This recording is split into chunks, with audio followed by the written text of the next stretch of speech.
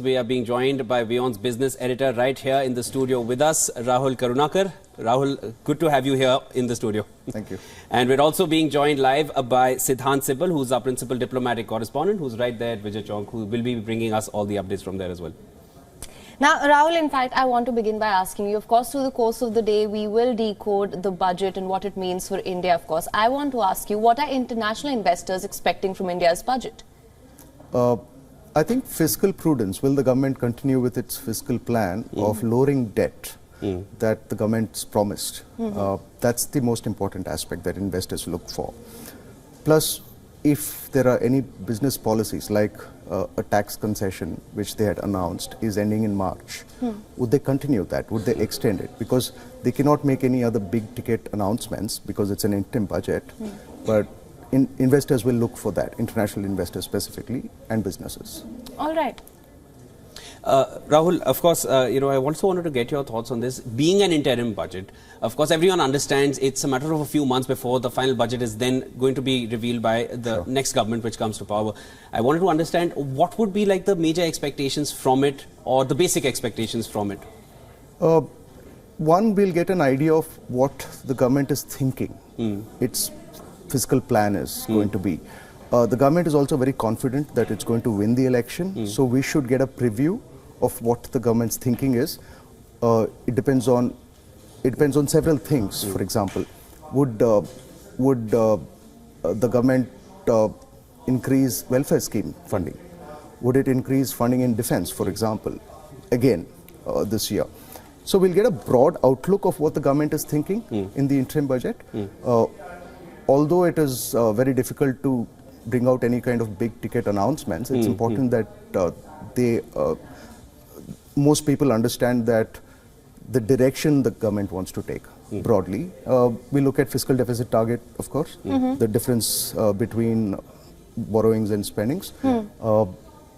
Will capital expenditure be increased again? That's another question that we get an answer on. Right. Rahul, let's also get Siddhant into this conversation now. Siddhant, of course, you are there. Same question to you. What do you think are going to be the big highlights or the sectors that are going to get the most attention this time?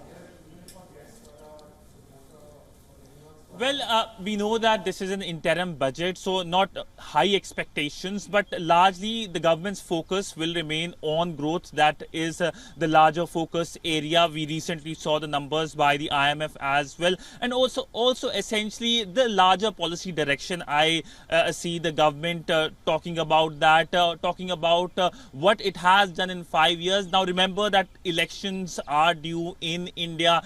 We do expect by March announcement over the entire process of election, which might take 2 months. And this is an interim budget where the government is expected to largely talk about its achievements in last 5 years, give little bit policy announcements, because ultimately these policies can't be implemented very soon. There is almost no time left, and we will see another budget being announced by the government, by the new government when it takes charge later this year. So essentially that remains the focus, but sectors where there has been a focus by the government has been, one of them is green energy, another is semiconductors. In fact, India's External Affairs Minister just recently talked about that how the focus is that India remains part of the larger supply chains, especially in semiconductors. And one key crucial part for the region, that the Indian budget is just not about the Indian budget, but it's also about supporting the 5 years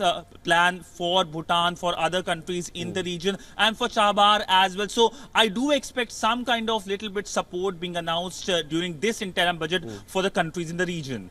Siddhant, stay with us. We're just going to come back to Rahul. Rahul, Siddhant mentioned certain sectors. He's also mentioned certain things that he is expecting from the budget at the moment. Semiconductors is definitely one of them, which even the External Affairs Minister mentioned about. Talk to us about what you feel about these sectors especially. I think broadly manufacturing as such will be the focus of this government.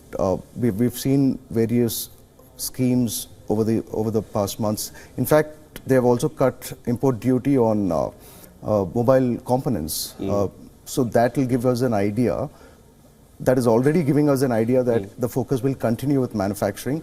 Not just the semiconductor industry, but overall. And I think AI is also something that the government will look at in terms of policies, in terms of investment, in terms of helping startups. So broadly, these are the things that the government will look for. Yes, so that's right. Rahul, of course, we just want to come back to Siddhant at the moment. Siddhant, now when you mentioned, you spoke about the sectors, I wanted to get your thoughts on the defense sector specifically. Of course, India has been pushing for indigenization, India has been pushing for the Make in India resolve, and I wanted to understand how much of that do you feel we would or we can possibly see reflecting in the interim budget? Well, the focus when it comes to the defense budget has been operational cost, has been how to make sure there is Make in India defense. And these are the areas where broadly there can be indication where the government is going.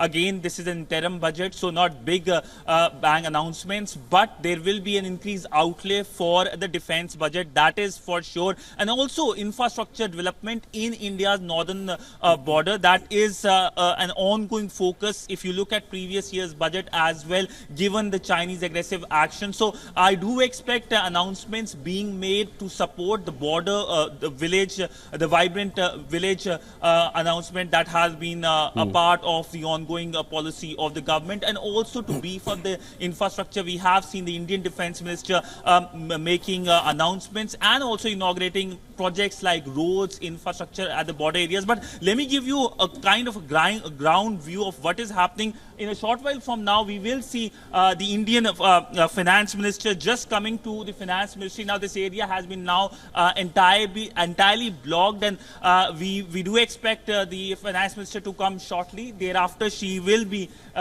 from the Finance Ministry, she will be going to the Rashtrapati Bhavan to meet the President, and then thereafter she will be going to the Parliament, where she will be making her address, the budget address. All right. Well, Siddhant, thank you so much for that. Now, Rahul, I want to come back to you. You touched on this earlier, and I just want to understand this better.